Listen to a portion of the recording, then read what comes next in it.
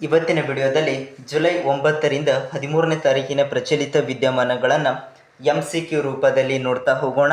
ಹಾಗಿದ್ರೆ ಇವತ್ತಿನ ವಿಡಿಯೋದಲ್ಲಿರುವ ಮೊದಲನೇ ಪ್ರಶ್ನೆಯನ್ನು ಗಮನಿಸಿ. ಪ್ರಶ್ನೆ ಏನಪ್ಪ ಅಂತಂದರೆ, UG ಕೃಷ್ಣಮೂರ್ತಿ ಅವರು ಯಾವ ವರ್ಷದಲ್ಲಿ ಜನಿಸಿದರು ಅಂಥೇಳಿ ಪ್ರಶ್ನೆ ಇರುವಂಥದ್ದು. UG ಕೃಷ್ಣಮೂರ್ತಿ ಅವರು ಯಾವ ವರ್ಷದಲ್ಲಿ ಜನಿಸಿದರು ಅಂಥೇಳಿ ಪ್ರಶ್ನೆ ಇರುವಂಥದ್ದು. First option 1930 ಅಂತೇಳಿದೆ.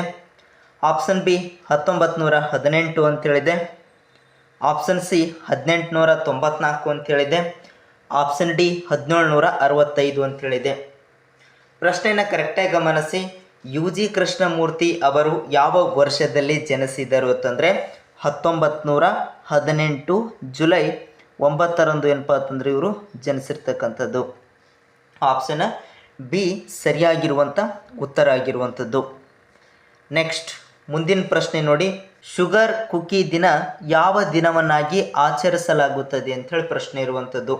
ಶುಗರ್ ಕುಕಿ ದಿನ ಯಾವ ದಿನವನ್ನಾಗಿ ಆಚರಿಸಲಾಗುತ್ತದೆ ಅಂಥೇಳಿ ಪ್ರಶ್ನೆ ಇರುವಂಥದ್ದು.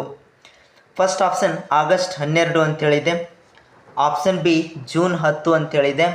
ಆಪ್ಷನ್ ಸಿ ಮೇ 8 ಅಂತೇಳಿದೆ. ಆಪ್ಷನ್ ಡಿ ಜುಲೈ 9 ಅಂತೇಳಿದೆ. ಪ್ರಶ್ನೆಯನ್ನು ಕರೆಕ್ಟಾಗಿ ಗಮನಿಸಿ. ಶುಗರ್ ಕುಕಿ ದಿನ ಯಾವ ದಿನವನ್ನಾಗಿ ಆಚರಿಸಲಾಗುತ್ತದೆ ಅಂತಂದರೆ ಜುಲೈ 9. ಆಪ್ಷನ್ ಡಿ ಸರಿಯಾಗಿರುವಂಥ ಉತ್ತರ ಆಗಿರುವಂಥದ್ದು. ನೆಕ್ಸ್ಟ್ ಮುಂದಿನ ಪ್ರಶ್ನೆ ನೋಡಿ.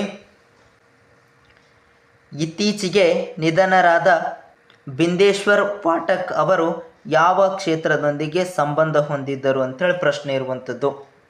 ಇತ್ತೀಚೆಗೆ ನಿಧನರಾದ ಬಿಂದೇಶ್ವರ ಪಾಠಕ್ ಅವರು ಯಾವ ಕ್ಷೇತ್ರದೊಂದಿಗೆ ಸಂಬಂಧ ಹೊಂದಿದ್ದರು ಅಂಥೇಳಿ ಪ್ರಶ್ನೆ ಇರುವಂಥದ್ದು.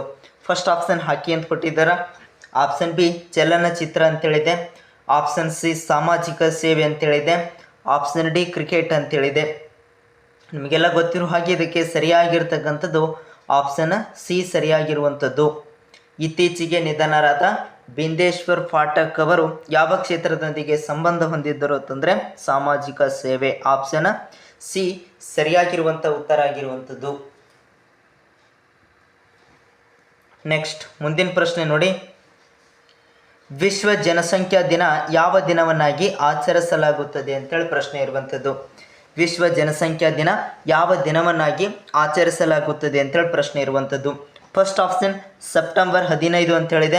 ಆಪ್ಷನ್ ಬಿ ಜುಲೈ 11 ಅಂತೇಳಿದೆ. Option C May 9 ಅಂತೇಳಿದೆ.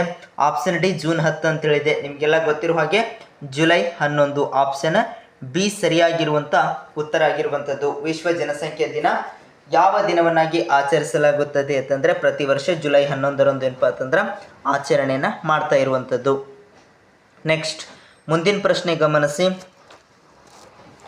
ವಿಶ್ವ ಪೇಪರ್ ಬ್ಯಾಗ್ ದಿನ ಯಾವಾಗ ಆಚರಿಸಲಾಗುತ್ತದೆ ಅಂತೇಳಿ ಪ್ರಶ್ನೆ ಇರುವಂಥದ್ದು.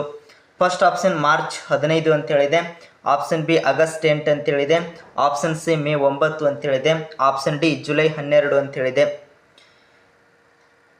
ಇದಕ್ಕೆ ಸರಿಯಾಗಿರ್ತಕ್ಕಂಥದ್ದು ಜುಲೈ 12. ಆಪ್ಷನ್ ಡಿ ಸರಿಯಾಗಿರುವಂಥ ಉತ್ತರ ಆಗಿರುವಂಥದ್ದು. ವಿಶ್ವ ಪೇಪರ್ ಬ್ಯಾಗ್ ದಿನ ಯಾವಾಗ ಆಚರಿಸಲಾಗುತ್ತದೆ ಅಂತಂದರೆ ಜುಲೈ 12. ನೆಕ್ಸ್ಟ್ ಮುಂದಿನ ಪ್ರಶ್ನೆ ನೋಡಿ. ಕಾಗೋಡು ತಿಮ್ಮಪ್ಪಗೆ ಏನಪ್ಪ ಅಂತಂದ್ರೆ ಯಾವ ಪ್ರಶಸ್ತಿ ನೀಡಲಾಗಿದೆ ಅಂಥೇಳಿ ಪ್ರಶ್ನೆ ಇರುವಂಥದ್ದು. ಕಾಯಕ ರತ್ನ ಪ್ರಶಸ್ತಿ ಅಂತ ಕೊಟ್ಟಿದ್ದಾರೆ. ಆಪ್ಷನ್ ಬಿ ಭಾರತ ರತ್ನ ಪ್ರಶಸ್ತಿ. ಆಪ್ಷನ್ ಸಿ ಜ್ಞಾನಪೀಠ ಪ್ರಶಸ್ತಿ. ಆಪ್ಷನ್ ಡಿ ಯಾವುದು ಅಲ್ಲ ಅಂತೇಳಿದೆ. ಪ್ರಶ್ನೆಯನ್ನು ಕರೆಕ್ಟಾಗಿ ಗಮನಿಸಿ.